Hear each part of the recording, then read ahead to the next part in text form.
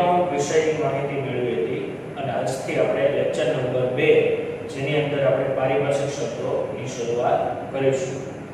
Chapter number 1 હિસાબી પદ્ધતિ અને તેના પારિભાષિક શબ્દો.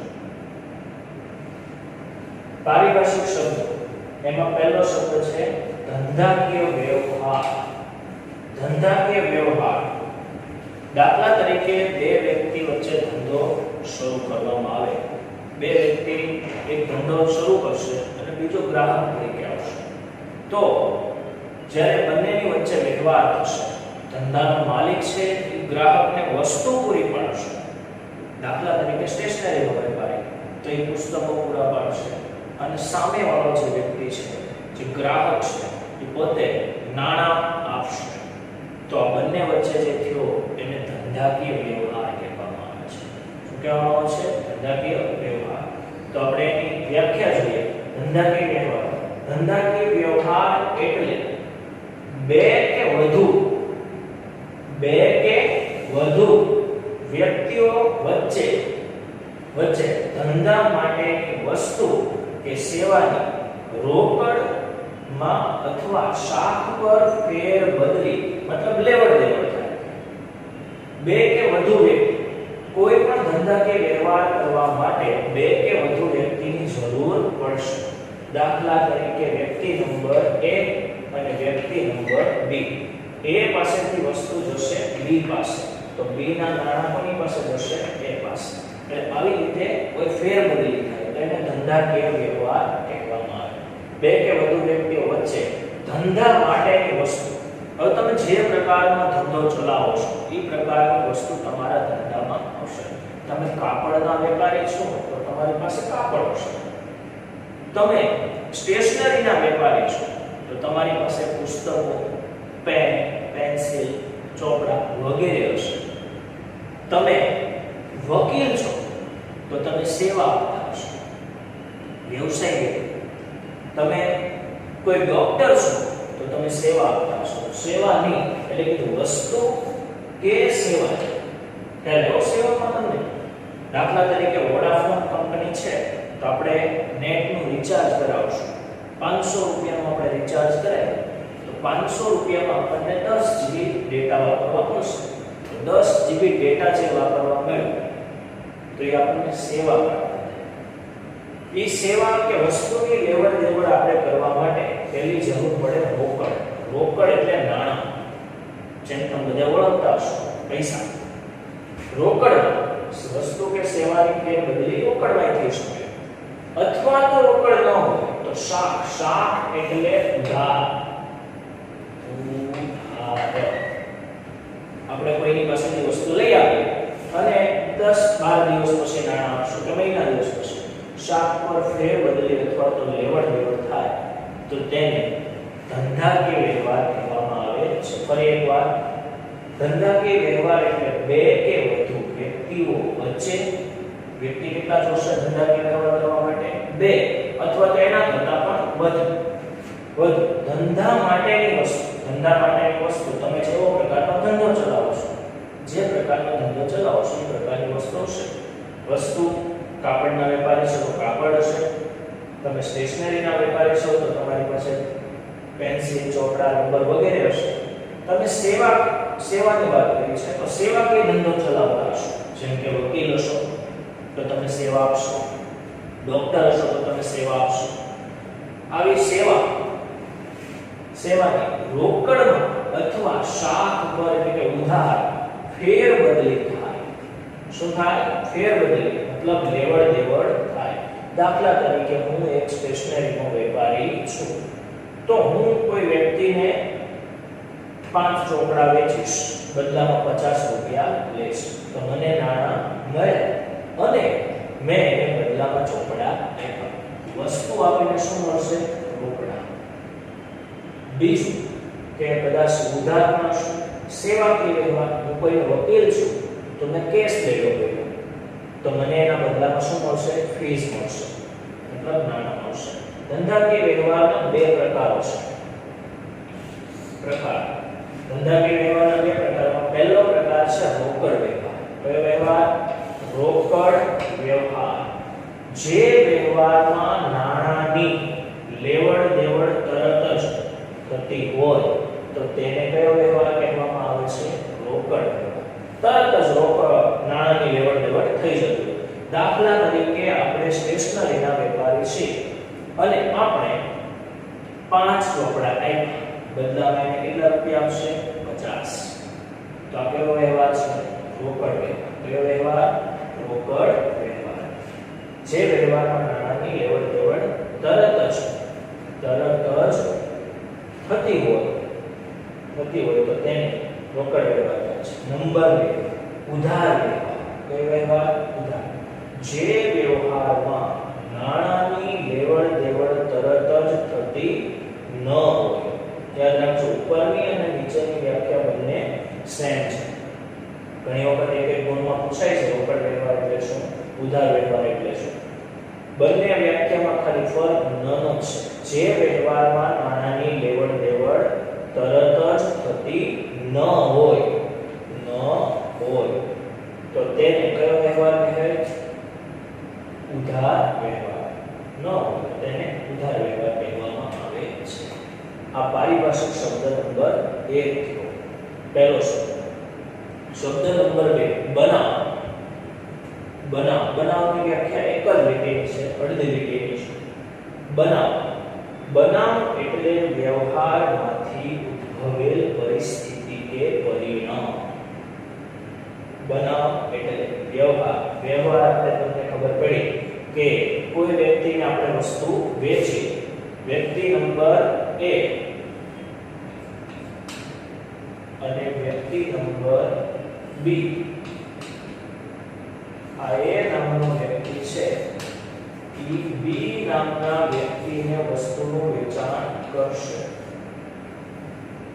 વસ્તુનું વેચાણ કરશે. વસ્તુ 50 રૂપિયા.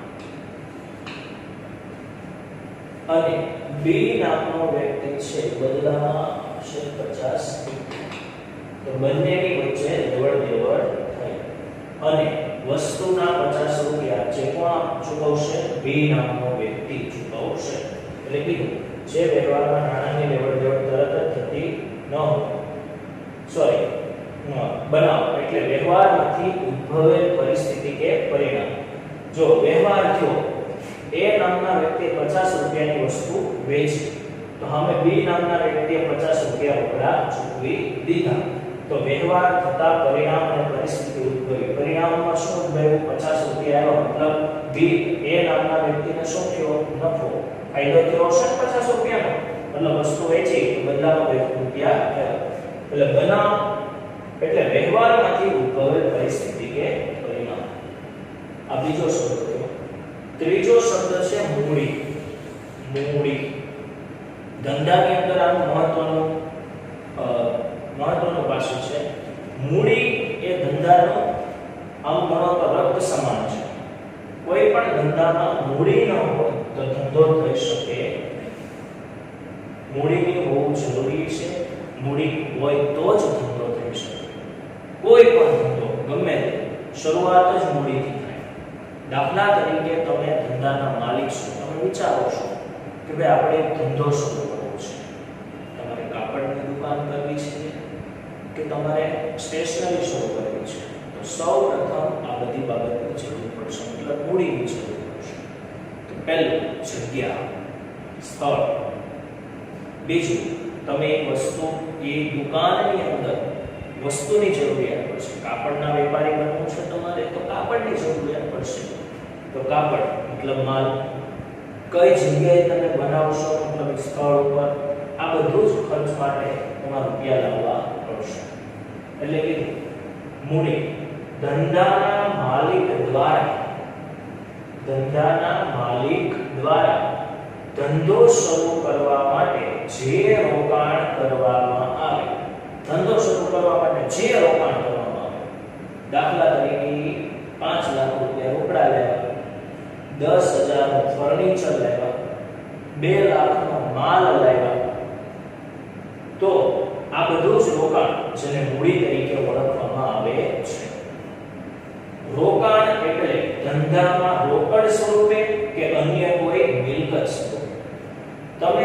ધંધાના માલિક છો. યાદ રાખજો, ધંધો અને માલિક બંને અલગ વ્યક્તિ છે.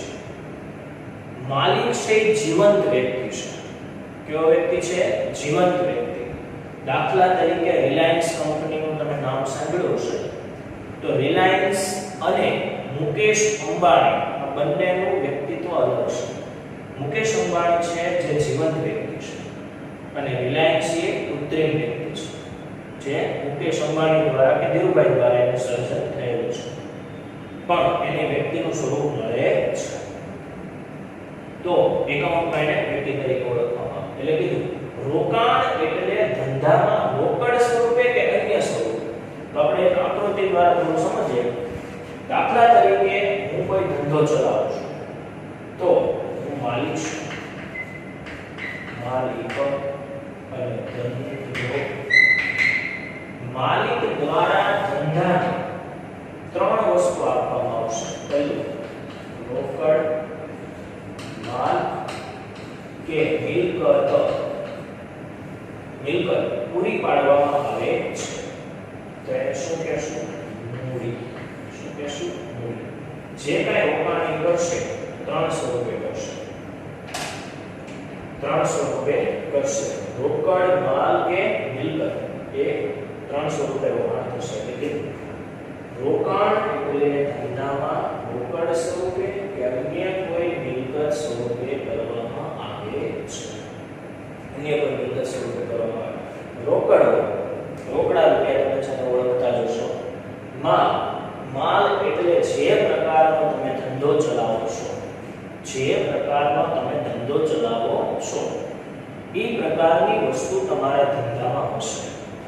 દાખલા તરીકે તમે સ્ટેશનરી ચલાવો છો, તો તમારા ધંધામાં શું હશે? ચોપડા, પેન, પેન્સિલ, રબર વગેરે વસ્તુ તમારા ધંધામાં હશે. તો આ તમારા માટે સ્ટેશનરીના માલિક માટે શું છે? તમે કાપડના વેપારી છો, અલગ અલગ પ્રકારના તમારી પાસે કાપડ હશે, તો આ શું છે? ઇલેક્ટ્રિકના વેપારી છો, તો ઇલેક્ટ્રિકની આઈટમ તમારા ધંધાની અંદર હશે, તો એ તમારા માટે શું છે? તમે આઈસ્ક્રીમના વેપારી છો, આઈસ્ક્રીમની ફેક્ટરી ચાલે છે, તો તમારા માટે શું થયું? આઈસ્ક્રીમ.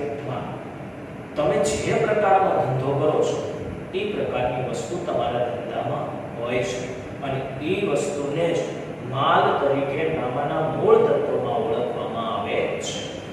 એટલે કે મૂડીમાં તમામ એવી વસ્તુઓનો સમાવેશ કરવામાં આવે છે જે માલિક દ્વારા આપવામાં આવેલ હોય અને તેનું મૂલ્ય કેવું હોય?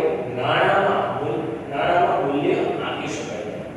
હા, એવું નથી કે માલિકે આપ્યું એટલે મૂડી બની જાય. એનું નાણામાં હું આપવાનું, મૂલ્ય આપવાનું. દાખલા તરીકે હું કાપડનો વેપારી છું, 500 મીટર કાપડ પડ્યું છે, તો એનું નાણામાં મૂલ્ય હોય કે ભાઈ મીટર દીઠ આટલા રૂપિયા, 100 રૂપિયા, 200 રૂપિયા કે 500 રૂપિયા, અને કુલ વેલ્યુ એની ગણો તો 5 લાખ રૂપિયા થતી. તો એમાં નાણામાં મૂલ્ય આપી શકાય એમ હોવું જોઈએ. તો નાણાં મૂલ્ય આપી શકાય તો એને મૂડી તરીકે ઓળખવામાં આવે. રોકાણ એટલે ધંધામાં રોકડ સ્વરૂપે, અન્ય કોઈ મિલકત સ્વરૂપે કરવામાં આવે, તેમાં રોકડ, માલ કે મિલકત. ત્રીજો શબ્દ છે રોકડને ઓળખ્યા, માલને ઓળખ્યા, મિલકત. મિલકતની અંદર જમીન, મકાન, યંત્રો, કોઈ પણ યંત્ર હોઈ શકે, વાહન, ફર્નિચર વગેરેનો સમાવેશ કરવામાં આવે છે. હું ધંધો શરૂ કરું તો મારા ધંધાને પહેલા તો એક સ્થળ પૂરું પાડવું પડે, એમાં એક મકાન પૂરું પાડવું પડે, દુકાન હોય તો દુકાન, અને ત્યારબાદ એમાં ફર્નિચર પૂરું પાડવું પડે. તો આ બધીને આવી મિલકત કહેવાય. અને આવી મિલકત હું ધંધાને આપીશ એટલે કયા સ્વરૂપે આપીશ? મૂડી સ્વરૂપે. હું કોણ છું? માલિકે મને આપ્યું ધંધાને, તો એ સ્વરૂપે આપ્યું? મૂડી સ્વરૂપે. દાખલા તરીકે ત્રીજો મુદ્દો એવો છે, મૂડીમાં તમામ એવી વસ્તુઓનો સમાવેશ કરવામાં આવે છે જે માલિક દ્વારા આપવામાં આવે હોય અને તેનું નાણામાં મૂલ્ય આપી શકાય. તેનું કેવા મૂલ્ય આપી શકાય? નાણાં મૂલ્ય આપી શકાય. દાખલા તરીકે રોકડ સ્વરૂપે, માલ સ્ટોક એટલે માલ, અને મિલકત સ્વરૂપે મતલબ વગેરે સ્વરૂપે કરી શકાય છે. ધંધાના માલિક દ્વારા ધંધાને રોકડ માલ કે મિલકત આપે એટલે મૂડી સ્વરૂપે આપે છે. અને ચોથો શબ્દ છે ઉપાડ. શું છે? ઉપાડ. ઉપાડ એકદમ મૂડીથી વિરુદ્ધ. મૂડીમાં જોજો તમે, મૂડીમાં આવું થશે. મૂડીની વાત છે પહેલી. આ માલિક અને આ છે ધંધો. તો માલિક દ્વારા એનો ક્યાં જાય છે? ધંધામાં. હવે ને ધંધામાં ધંધાને શું આપવામાં આવશે? રોકડ. શું આપ્યું બીજું? માલ કે મિલકત આપે છે. આપે છે તો કયા સ્વરૂપે આપશે? મૂડી કહેવાશે. શું કહેવાશે? મૂડી. હવે ઉપાડ છે. ઉપાડ એનાથી એકદમ વિરુદ્ધ છે. ધંધાનો માલિક ધંધામાંથી અંગત હેતુ ધંધામાંથી અંગત હેતુ હું તમને જણાવી દઉં કે ધંધો અને માલિક બંને કેવા છે? અલગ. દાખલા તરીકે ધંધાના માલિકની પુત્રી કે પુત્ર કે એના મમ્મી પપ્પા કે એના દાદા દાદી એના પાછળ કોઈ પણ ખર્ચો થાય તો એને અંગત ખર્ચ કહેવાય. દાખલા તરીકે પુત્રની કોલેજ ફી ભરવી, પુત્રની પ્રવાસની ફી ભરવી કે પત્નીના બ્યુટી પાર્લરના ખર્ચા ચૂકવવા, દાદા દાદીના હોસ્પિટલના ખર્ચા ચૂકવવા. તો આ બધા જ કેવા ખર્ચા છે? અંગત હેતુના ખર્ચા છે. અંગત હેતુ કહી શકાય. નંબર 2 આવકવેરો. આવકવેરો એટલે ઇન્કમ ટેક્સ. જે તમે નામ સાંભળ્યું છે. ઇન્કમ ટેક્સ કોઈ ધંધાએ ભરવાનો હોતો નથી. ધંધાએ ઇન્કમ ટેક્સ ભરવાનો થાય જ નહીં. પણ વ્યક્તિગત રીતે ઇન્કમ ટેક્સ ભરવાનો હોય તો હું માલિક છું. મારું નામ રાહુલ છે. મારે રાહુલ તરીકે અને માલિક તરીકે કે એક વ્યક્તિ તરીકે ઇન્કમ ટેક્સ ભરવો પડે. તો ઇન્કમ ટેક્સ ભરવા માટે મેં ધંધામાંથી 5000 રોકડા લીધા તો એ ઉપાડ કરી શકાય. ત્રીજું છે જીવન વીમો. જીવન વીમો જીવતા વ્યક્તિનો જ મળે. એટલે સામાન્ય તમને લગભગ ખ્યાલ હશે અને ન હોય તો હું તમને કહી દઉં કે જીવન વીમો જીવંત વ્યક્તિનો જ મળે. બેન્ચ પર હોય ક્લાસરૂમની અંદર બેન્ચ, તો બેન્ચ જીવંત વ્યક્તિ કહેવાય નહીં.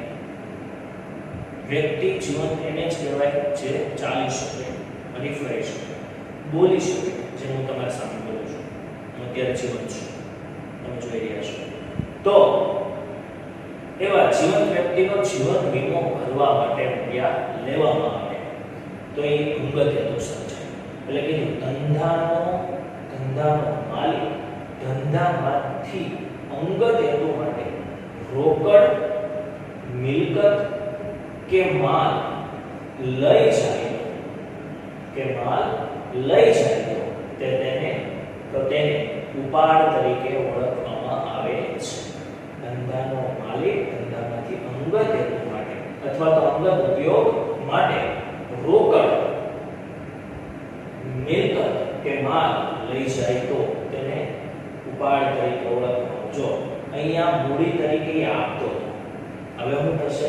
લઈ જશે એટલે ધંધામાંથી લઈ જશે તો એનો ઊંધો જશે. રોકડ, માલ અને મિલકત લઈ જાય તો ઉપાડ. તો શું કહેવાય? ઉપાડ. ત્યારબાદ ઉપાડથી ધંધાની મૂડીમાં ઘટાડો થાય.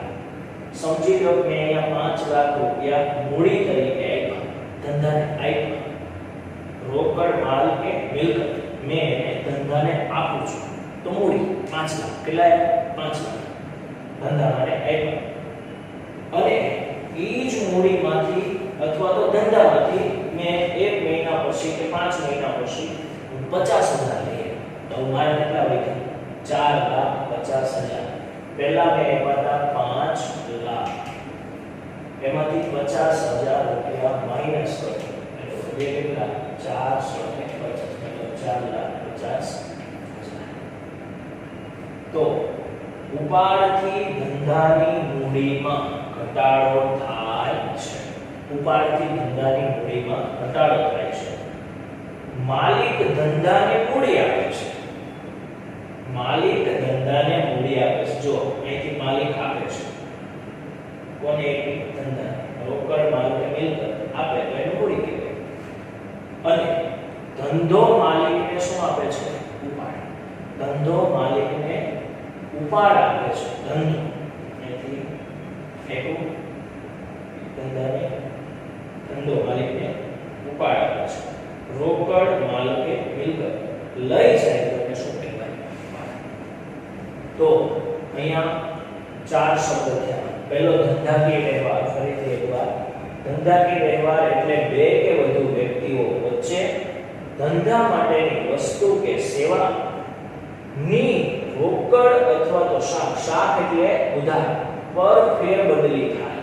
શું થાય? ફેરબદલી એટલે કે લેવડ દેવડ થાય. હું કોઈને વસ્તુ આપીશ, બદલામાં રૂપિયા મેળવીશ, અથવા તો બદલામાં વસ્તુ આપ્યા પછી રૂપિયા હું અમુક સમય બાદ મેળવીશ, 5 દિવસ 10 દિવસ કે મહિના પછી, તો એને ધંધાકીય વ્યવહાર કહેવામાં આવે છે. ધંધાકીય વ્યવહારના બે પ્રકાર છે. પહેલો રોકડ વ્યવહાર, જે વ્યવહારમાં નાણાંની લેવડ દેવડ તરત જ થતી હોય. જે વ્યવહારમાં નાણાંની લેવડ દેવડ તરત જ થતી હોય. તરત મેં વસ્તુ આપી, તરત મને નાણાં મળ્યા, ગણ્યા, ખીચા. જે વ્યવહારમાં નાણાંની લેવડ દેવડ તરત જ થતી હોય તેને રોકડ વ્યવહાર કહેવાય.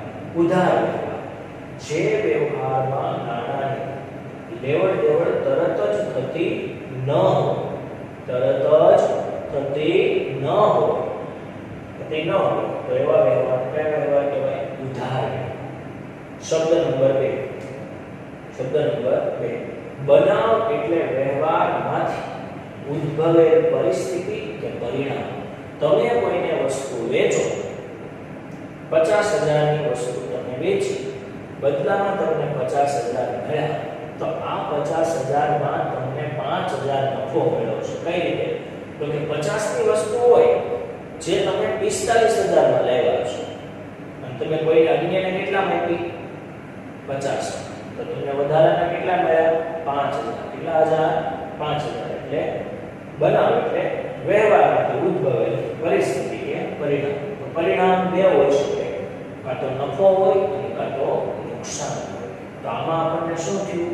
નફો. શબ્દ નંબર 3, મૂડી. ધંધાના માલિક દ્વારા ધંધો શરૂ કરવા જે રોકાણ કરવામાં, જે કાંઈ રોકાણ કરવામાં આવે, તમે એક સ્કૂલ શરૂ કરો છો તો તમે બેન્ચ આપી, બોર્ડ આપ્યું, ચોક આપ્યો, ડસ્ટર આપ્યું કે આ સિવાય કોઈ પણ વસ્તુ આપી, તો એ કયા સ્વરૂપે આપી હોય? મૂડી સ્વરૂપે. કયા સ્વરૂપે? મૂડી સ્વરૂપે. ધંધાના માલિક દ્વારા ધંધો શરૂ કરવા માટે જે રોકાણ કરવામાં આવે તેને મૂડી તરીકે ઓળખવામાં. રોકાણ એટલે ધંધામાં રોકડ સ્વરૂપે કે અન્ય કોઈ મિલકત સ્વરૂપે.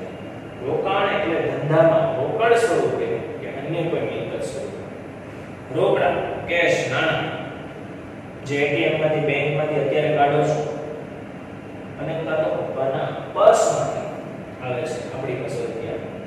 રોકડ સ્વરૂપે કે અન્ય કોઈ મિલકત સ્વરૂપે. અન્ય મિલકતની અંદર માલનો સમાવેશ થાય અને ફર્નિચર, વાહન, જમીન, મકાન, યંત્રો વગેરેનો સમાવેશ થાય.